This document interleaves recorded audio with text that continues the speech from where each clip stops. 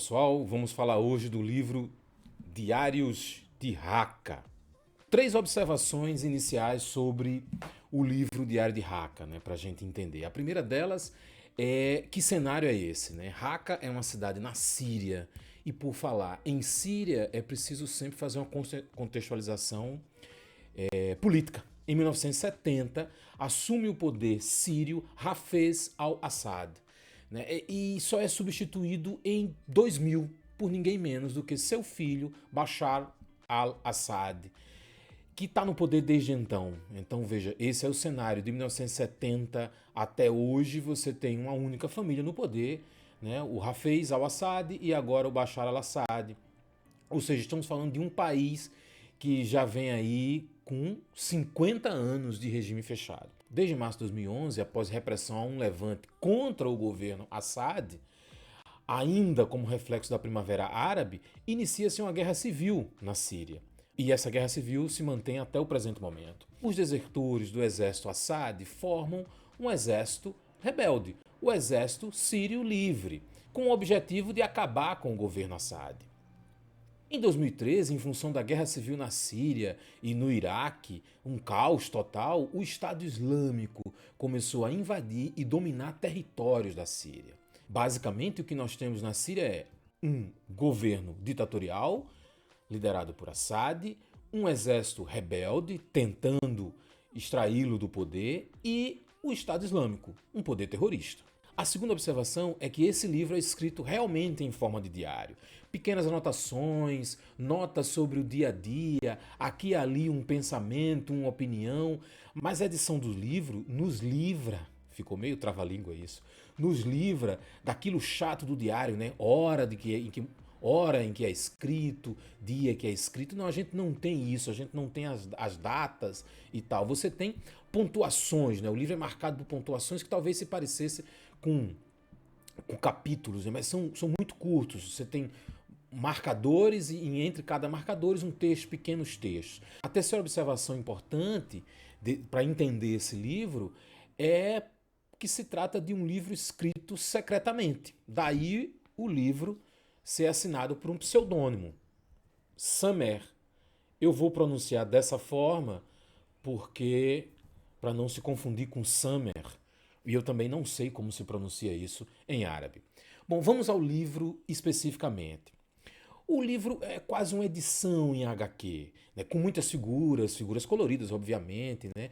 As imagens, no entanto, são intensas, elas se encaixam com o texto, à medida que o texto vai correndo, que o texto vai avançando, que você vai lendo, vai entendendo e vai conseguindo conectar essas imagens ao texto. As páginas são desse tipo de páginas mais durinhas, mais grossas e tal, o que faz do livro para quem gosta de pegar em livro, tá aqui, ó. Eu particularmente gosto bastante. Então é um livro bom de tatear, né, de folhear e tudo mais.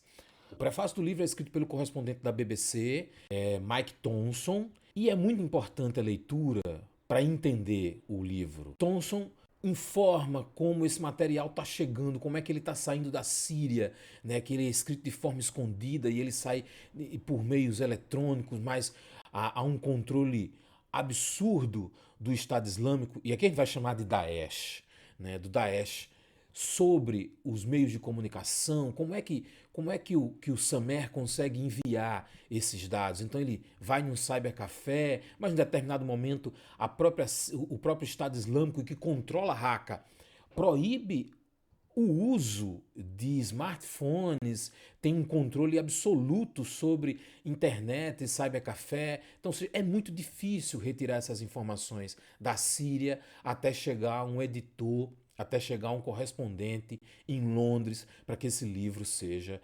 finalmente editado para ser publicado. O que Samer narra começa em 2013 e vai até 2016. O livro é publicado em 2017. Aqui no Brasil, a tradução é feita pela Globo Livros, está aqui embaixo. Né? A narrativa é em si o dia a dia, né? O esforço dele como ativista contra o governo Assad e principalmente contra a invasão do Estado Islâmico, do Daesh, à cidade de Raqqa. Aí é bom lembrar, O Samer é um estudante, mas ele é um estudante que vai engrossar as linhas de frente, engrossar as fileiras dos protestos contra o Estado Islâmico, dos protestos contra o governo Assad. Então ele é um ativista político. Bom, o texto, como eu já falei, está separado em marcadores, né, o que seriam mais ou menos os capítulos que poderiam indicar, né, cada parte dessa indica mais ou menos um dia na vida do Samer, mas obviamente que a edição deve ter retirado muita coisa, né, desse texto. O que temos no final das contas são narrativas diretas do dia a dia, então a gente sabe mais ou menos o que o Samer está vivendo quando ele vai ao trabalho, por que ele deixou a escola, qual é a relação dele, o que acontece com a relação dele com a namorada, a chegada do Daesh em Raqqa, como o Daesh começa a se comportar em relação à vida cotidiana das pessoas e tal. Não existem grandes digressões, grandes momentos filosóficos no livro, do autor discutindo justiça, divindade, história. Não, ele faz isso de forma muito pontual, o que faz do livro uma leitura muito clara, muito objetiva e faz a gente entender muito o cenário, né? Isso permite de forma muito clara. Aqui é tudo muito simples, né? Mais direto, mais objetivo, mas serve para construir na cabeça do leitor o cenário de Raqqa, o comportamento em relação à religião, o comportamento em relação à cultura e principalmente como o Daesh, o Estado Islâmico, é brutal, sanguinário, assassino, corrupto e corruptor nas regiões em que ele domina, nas regiões em que ele chega. Samer começa falando que mora com os pais, o livro já tem uma narrativa ali inicial informando que ele mora com os pais. Ele ainda é jovem, ainda é um estudante que tem que abandonar os estudos, em algum momento ele vai ter que trabalhar como atendente em uma loja, ele está chamando o tempo todo de loja, dá mais ou menos a entender que é uma mercearia, um pequeno mercado que vende produtos.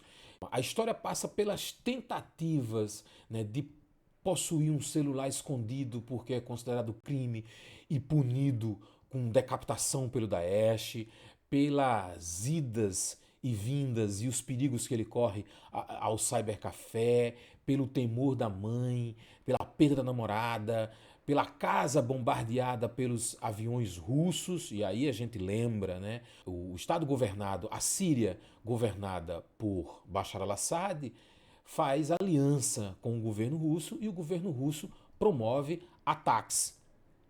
A tentativa do governo russo é atacar os rebeldes e atacar o Estado Islâmico. Mas no final das contas, os bombardeios que deveriam ser contra o Estado Islâmico ou contra o exército rebelde termina matando civis, né? A imprensa existem relatos sobre isso, dos ataques dos aviões russos a civis, né? Que fazem de civis vítimas na Síria. A guerra na Ucrânia permite que a gente entenda um pouco melhor sobre isso. Bom, o que temos aqui nesse livro não é uma história que começa triste com um final feliz.